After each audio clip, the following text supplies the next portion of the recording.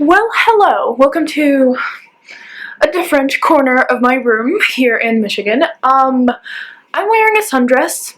I'm sporting an extreme makeup look on a random Monday, but we're not here to question my life decisions at this point. It's sunny outside. I still have my blinds drawn because I like to live as if I live in a cave, hence the ring light and the overall darkness of my room. My hair is a mess today. It's second day hair. We have to excuse it. Let's give it some oomph. Does this? Why do I?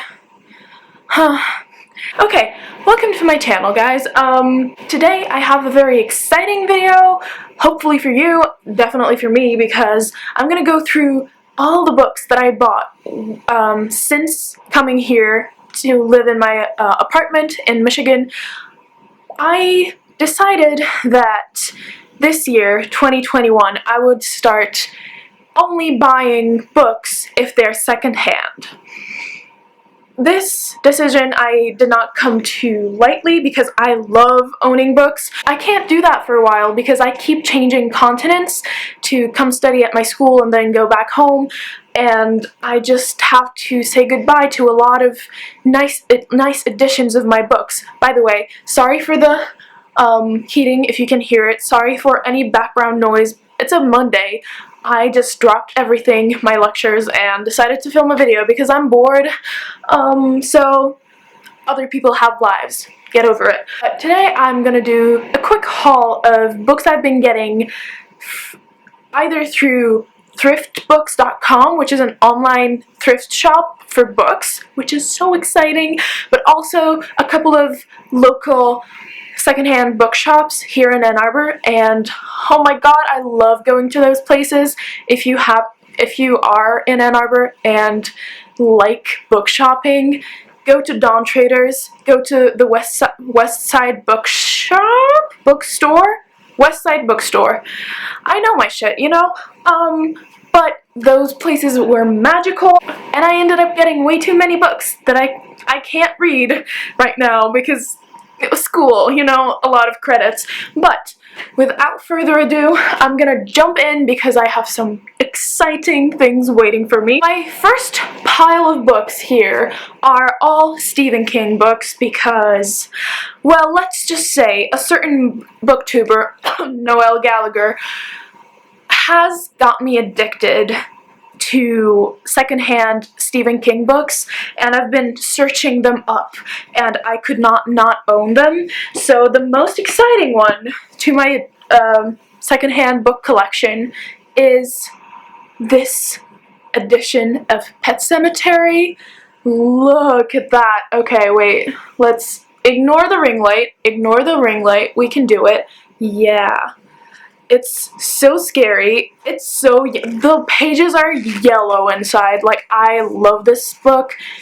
The the front cover is torn a little bit, but we love a good broken spine, and it was well loved, you know, and it's only fitting that I do a reread of this because it's been many years since I read this book and it was one of my favorites.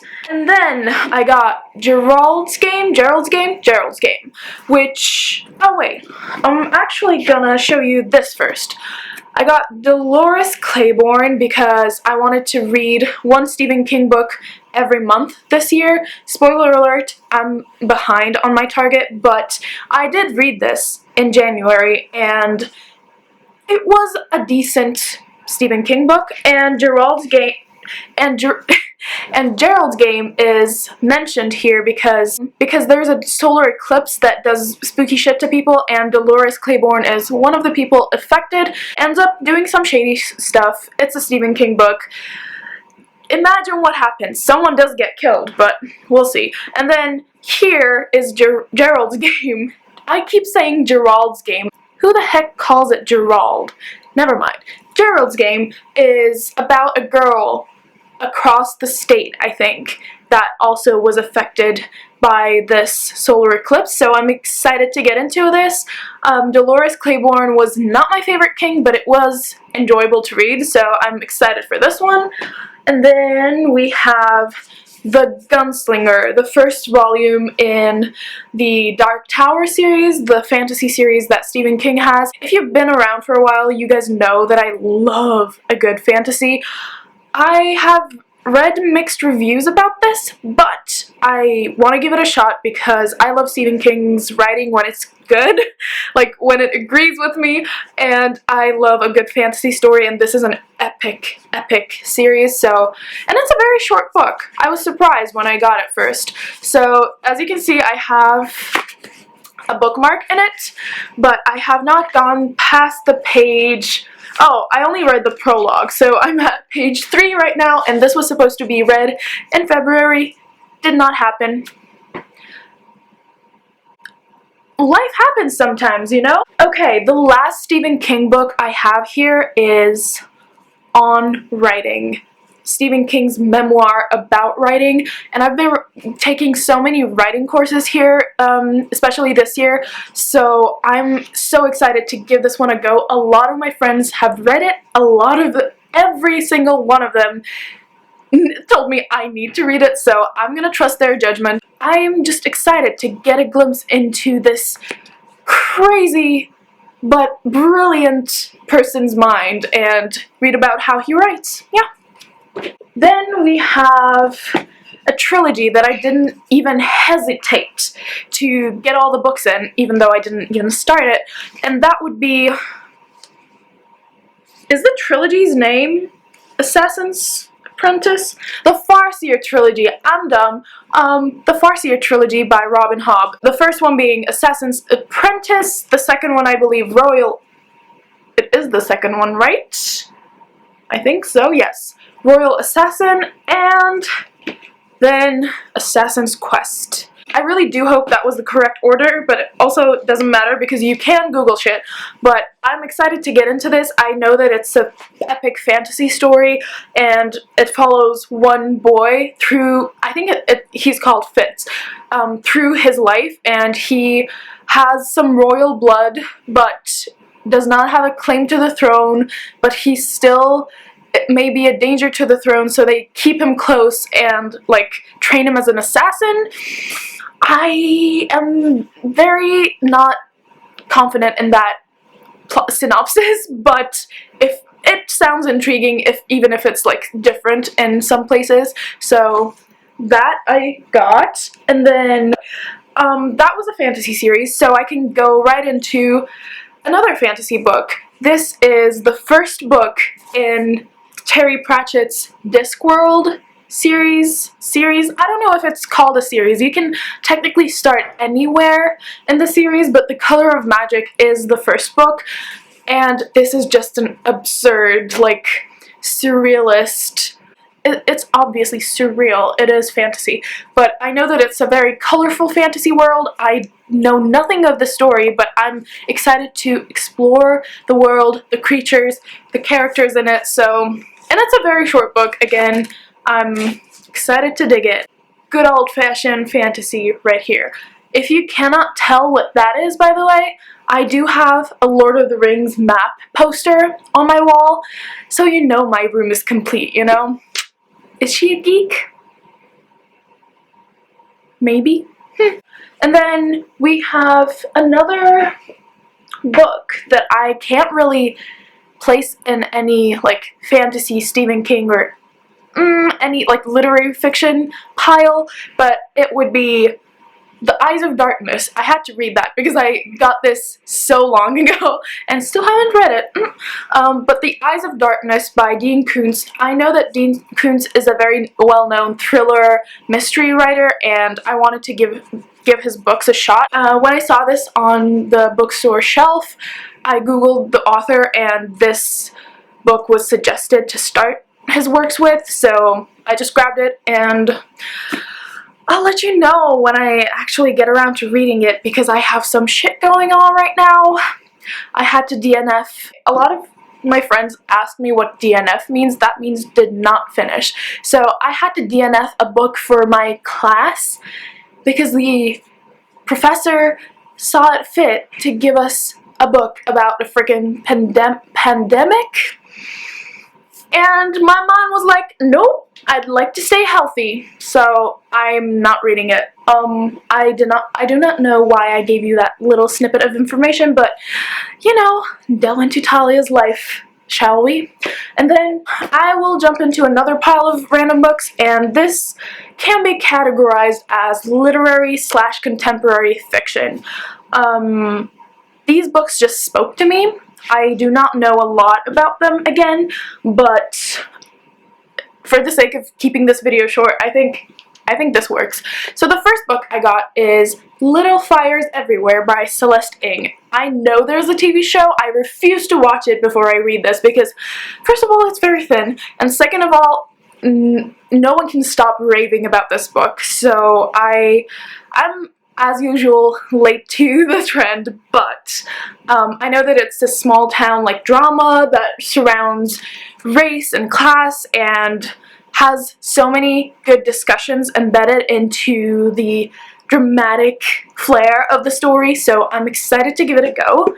And then we have a literary masterpiece. I don't know if it is, but Pachinko I heard a little bit about. This follows Sunja. I apologize if I butchered that name, but and Sunja is a Korean girl who is the daughter of a crippled fisherman, and not me just reading the back of this book. Okay, in the early 1900s, teenage Sunja, the adored daughter of a crippled fisherman, falls for a wealthy stranger at the seashore near her home in Korea. He promises her the world, but when she discovers she is pregnant and that her lover is married, she refuses to be bought. So it has so many cultural, political, gender issues discussed, and it is a love story, and it is a tragedy, I believe. I did not want to go into it knowing too much. I know that a lot of people who have similar reading tastes to me loved the language, so I'm excited to give this a go, but once my classes are a little bit on the easier side, like right now I can only read short, like, romance novels that I can binge read through one night because my brain is just like, help! Okay, next up, you know how they say don't judge a book by its cover? I think we're all guilty of doing that sometimes, but I do not think I'm guilty for picking this book up because what the heck? This is gorgeous. It's called Still Life, and it is by S.A.S. Byatt. I fail to speak sometimes, but the blurbs at the back are marvelous. They're by Toni Morrison, Anthony Burgess, and Iris Murdoch, and I was like, if these people love this book, I'm sure I will too. And the other day we were doing like a poetry exercise of just like opening to a random page of a book and then reading one sentence out loud, collecting sentences like that from different pages and composing a poem out of them. And let me tell you, this book has beautiful sentences in it, so I'm excited to give this a go. I'm expecting this to be very imagery heavy, more like a character-driven story, because it's called Still Life, you know? I'll tell you if this preconception is right or wrong, but I'm excited for this book. Next up, we have To Live by Yu Hua. And this book is about a young man who is into gambling and basically runs through his family money and then relearns how to get a grasp on his life, I believe. And I've heard so much praise around this book. I also know this very funny almost trivia about the author, that people were praising his simplistic English, and then he was like, it's because I learned language, I didn't learn very good English when I was young. Like, he said he just wrote simplistically because that's how he learned to write, which I thought was amusing, but also very true to the point, because that means his voice actually shone through, because he wasn't like, oh, let me be very blunt and dry just because. literature, you know? So I'm excited to give this a go. It is a very short book again. I think there's a theme here. And then we have Master of Petersburg by Jim Coetzee? J.M. Oh my god. The Master of Petersburg by J.M. Coetzee? I cannot pronounce that name, but it's okay. And the only thing I know about this is that the character in the story is inspired by Dostoevsky. He's my favorite author. Okay, one of my favorite authors, and a book inspired by his life. Sign me up. I wanted to give this a go, and I do like me some Penguin classics, you know? Who the heck knows when I'll get to this one, but, you know, life's life. Moving on. This last literary fiction book I picked up because I was very excited to see a translated work by a Turkish author, because I wanted to read it in English and see if the translation worked in favor of the book or against it, which I had a flaw in my plan because I have not read the Turkish of this book yet, but I guess I'll just allocate some time when I go back home, probably take this with me or read it on the plane and then read the Turkish version too and compare and contrast. We'll see if that happens, but regardless, Snow by Orhan Pamuk is a very well-known novel in Turkey. I started one of his books before, and his writing was not my cup of tea, but that was also 3 years ago, so I'm excited to give him another try and see how the English version of a story taking place in Turkey resonates with me, because one thing I have a very difficult time with when I'm writing a story is writing about characters in my home country but in English almost like alienates me from the culture, and not the culture, but I can't use language as freely and fluidly and locally as I would like to, which I'm excited to see how it translates to English. So maybe writing in Turkish and then translating it could be interesting. But thank you for bearing with my rant. I only have one more book to show you, and that would be a manga. I got the first volume of Full Metal Alchemist because I'm determined to give reading mangas a try before I delve into the anime of this, because I can binge watch a show in like one day, but I also want to expand my horizons in my literature consumption. I can probably get through this in one night, but I don't know which night that will be, but I'm so excited that I found this on thriftbooks.com, and it got shipped to me. I think we did it. Yeah. I still have a couple of books over there, but they were already here. I did not get them this year, so I'm not going to haul them, and I'll let you know what I think of these books when I read them. I'm thinking about doing bi-monthly wrap-ups, which means I need to do a January-February wrap-up sometime, but who knows when that's gonna happen. I'm not reading as many books as I would like to because school hit me hard a little bit, just a tiny bit. I'm taking a lot of credits, a lot of reading is already required, so my eyes just go, not for tonight, we're not reading anymore, so if that changes, I'll let you know. But thank you so much for sticking around until the end. If you're in Ann Arbor, like I said, please check out Dawn Traders and Westside Bookstore. I'll link both of their sites down below because we support local, but also I'll leave a link to Thrift Books so that you guys can check it out and find secondhand pre-loved books. Anyways, thank you for watching this video. Hope you enjoyed it, and I'll see you in the next one. Bye!